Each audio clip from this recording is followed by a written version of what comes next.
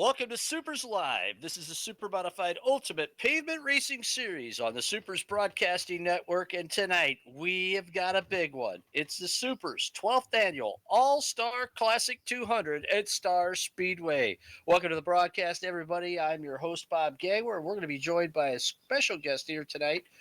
Tom Netishen of the Northeast Motorsports Museum will be joining us to talk about real supermodified racing, as well as racing in New England, and how that museum out there in Loudon really supports that and keeps alive the histories and the traditions of New England motorsports. But before we get to that, we want to give you a quick primer on what to expect here tonight in this 200 lap Icings on Top Triple Crown of Super Modified Sim Racing event at Star Speedway. Star Speedway in Epping, New Hampshire, originally called the Brickyard, on the site of a brickyard at one time.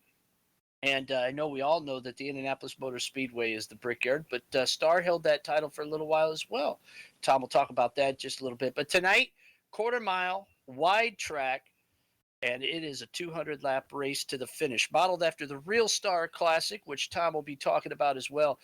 We're putting this on here tonight as leg one of the Icings on Top Triple Crown of Super Modified Sim Racing. There's only been 4 drivers in Super's 18-year history to have won the Triple Crown of Super Modified Sim Racing. And tonight, we've got 3 of those drivers locked in to the top 8 and ready to try it again. Time trials here tonight. Dave O, your 2020 winner of the race, your fastest qualifier. Brad Keys, your defending winner, second quick. Rapid Ryan Clunan, no surprise in the top 3. And then it was Keith put one on you, Powell, a former winner of this race, and then Anthony Corsiniti in the top 5. The Elite 8 were locked in for the into the race and redrew for the feature lineup. Everybody else went to a B main. The winner of that, Steven Vincent, will start 9th here tonight. Looking back to last week, real quick, we finished up a break, but before that we had our Florida Speed Weeks, and Brad Keyser came out of that as the champion of the Florida Speed Weeks. It was an exciting event. You could check out all of the race stories as well as videos on supers.net. And that's also where you can go to learn more about real super modified racing. If you go to the fan tab on supers.net, you'll learn about the ultimate short track race car and these cars that race here at the Real Star Speedway in Epping, New Hampshire. So make sure you visit supers.net for all your super modified sim racing news, views, and results, as well as real super modified racing throughout the year. We're adding more and more schedules for the real super modified sanctions across the country to our schedule page, so you can see where you can go watch them race here this summer. Well, let's talk now to our special guest, Tom Netishen of the Northeast Motorsports Museum. Welcome back to the broadcast, Tom. It's always a pleasure to have you on and talking about New England racing and racing in the Northeast, especially when it comes to super modifieds at Star Speedway in New Hampshire. You guys located in Loudon, New Hampshire, and we're just glad to have you, Tom. Welcome to the broadcast. Great to be back. Appreciate being here. It was fun last year, and great race, by the way. I stuck around and watched the race, so hopefully this year lives up to the 2020 race. Well, we hope so too, Tom. It's always exciting to be able to put this on. But what's more exciting to us is, Supers exists, and it has existed for the last 18 years to teach people about real super modified racing, and super modified racing, a mainstay in New England. And you guys talk about that at the museum, but tell the fans a little bit about what they can expect when they visit the Northeast Motorsports Museum in Loudon. So a little bit about us, kind of a background. We opened in 2017. We are the largest motorcycle and auto racing museum in New England. We're 10,000 square feet. Our timeline starts in 1896. That was the first oval track race in this entire country. So I guess you could even trace that back. That's kind of, the very, very beginning of oval track racing. A lot of people think it's down south, but it was actually in Cranston, Rhode Island, on a horse track. And there was, electric cars and diesel and gasoline cars in that race. And an electric car won that race. So that's kind of the all oval track racing stems back to New England and Cranston, Rhode Island. So kind of a neat connection there. It's kind of come around full circle, hasn't it? Yeah, I guess you could say. Yeah. It's kind of, the electric stuff was not reliable back then, but after over 100 years, it's back in full force, I guess, with Tesla and others bringing on electric cars. Well, I certainly hope that we never have to watch electric super modified racing, but now we get to go watch super modified racing in New England. It's a huge deal. It's a big thing, but it had a rocky start. Tell the fans a little bit about how that happened out there. Yeah, kind of tracing back to the beginning of the roots, the supers came from cut downs, essentially just cars essentially with no rules, basically, or very minimal safety rules, and people started basically cutting up, stock cars, and eventually it led into custom chassis. It all started really at the Hudson Speedway, the Pines, and a little bit later on Arundel, which were all promoted by Oscar Ridlin, and there was other tracks that wanted to race the supers, and Oscar said, "No, you got to run my tracks only, or you're basically not going to be allowed to run." And that didn't work out. And there was a protest essentially, and they left. And guys wanted to run at other tracks, and they left. And they actually first went to Lee Speedway. I talked to Bob Bonzer, who was quite the character. A little bit of story on Bob Bonzer when they broke away, and Russ Conway and Ken Smith went to see him for the first time. They had a little bit of some hecklers next door because Bob Bonzer owned a nudist camp. So he was quite the character, and he had a gun, and he was waving those hecklers away and pointing the gun at them. And here's Russ Conway and Charlie Elliott saying, "We're about to do business with this guy and have a race," and he's waving a gun around. So just a long story short, that lasted 1 year. The original, I guess you could call it, New England Supermodified Classic in 1966 was at Lee Speedway, and it was a bit of a hot mess. And so they packed up and teamed up with Charlie Elliott to build the Star Speedway, and the first Star Classic at Star Speedway was in 1967, and it's been there ever since. And Bud Crotty was the winner in 1967. 1967 is a long, storied history, part of the real super modified Triple Crown.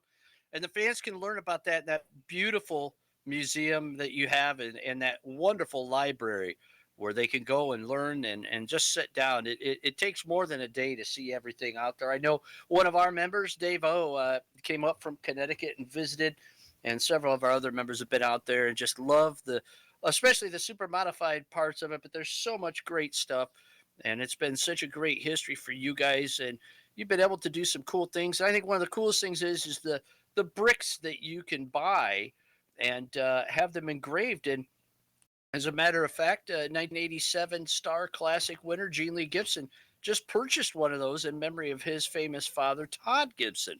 So when you talk absolutely. about the connections to the Brickyard, Todd raced at the Brickyard. The big one in Indianapolis attempted to make the 500. You guys are selling bricks, and they can do it in memoriam. Yeah. We have, a lot of museums have different ways to fundraise. That's one of our ways to commemorate and honor, a loved one or a favorite driver or a team or anyone you want to honor. We have, it's probably a couple hundred bricks there on the wall now. It's getting over my head. So since I've been there, it keeps growing. I just had an order of 14 that just arrived. They're sitting here in the office, and those will be put in shortly. But yeah, it's you can visit the website at just search Northeast Motorsports Museum on Google, and if you're interested in having a commemorative brick put in place, you can order online. Well, or they could just click the link. Our fans and viewers can click the link in our chat and our Twitch chat. Or that, yeah. nemmuseum.com. And we've got it in our chat, folks. So if you want to visit the museum and maybe you want to buy a brick or you want to learn more about how you can go and see the largest motorsports museum in New England, the Northeast Motorsports Museum, make sure that you tell your friends and you go out and check it out. It's on the grounds of the New Hampshire Motor Speedway, and Executive Director Tom Netishen with us in the broadcast here. He'll be sure to show you around. I know, Tom, you enjoy seeing people from all over the country and the world actually come and visit that museum. Yeah, we do get quite a lot of different people. I mean, we've even had people from Germany and Switzerland come in, some travelers through New England. So we have international visitors that come there and all over the United States as well. Well, Tom, it's a pleasure having you on the broadcast. Well, I hope you can stick around a little bit and watch some of the virtual super modified racing here at Star. You've been very involved with your brother Mike Netishen, who is a champion in the 350 super modified division and has raced the big block at the Real Star Speedway. One point, what tip would you give these drivers having been involved with the real race out there at this 200 lapper? It's all about patience. We've run the race, the Real Star Classic. I think 8 times we've run it. It's just you got to pace yourself the first. Let's call it. This is a 200 lapper, so I mean the first 150 laps. It's you really gotta just be there at the end. Well, there we're showing footage on our Twitch videos, our live Twitch stream of the Real Star Classic and the big blocks at Star Speedway. It's exciting racing. We hope all of you that are watching can get out there to see that fantastic quarter-mile speedway in Epping, New Hampshire. It's a whole different ball game of racing, open wheel, 850, 900 horsepower open wheel machines on a quarter-mile bull ring for, well, originally 200 laps, now 125 laps. So we're going to do 200 tonight. But Tom, we can't do that until you tell us one more time, how can fans see one of the greatest museums on the East Coast? I appreciate that. You can go to the website. It's nemsmuseum.com to learn more. We're open throughout the winter on Saturdays, 10 a.m. to 4 p.m. And starting in June, we're open Saturdays and Sundays, 10 a.m. to 4 p.m. We got some extended hours coming up this year, too. Obviously, NASCAR weekend in July. That's the middle of July. We'll be open Wednesday through Sunday. And I don't know if some people do. There is a new quarter-mile dirt track directly behind the museum, which will have midget racing and dirt sprint car racing on it on June 18th and July 15th. So we got some exciting racing, literally 200 feet from our basically back door. So hope to see you coming out to the museum. Check out the museum and check out some short track racing as well. Tom, thanks so much. We're going to get you do the honors to get these drivers ready to go 200 laps at Star Speedway, and we know your good friend Russ Conway would have got a kick out of all of this. So we're going to turn it over to you to let these drivers get ready and tell them where they need to be. Okay, is now the time? Now is the time. All right, drivers to the grid.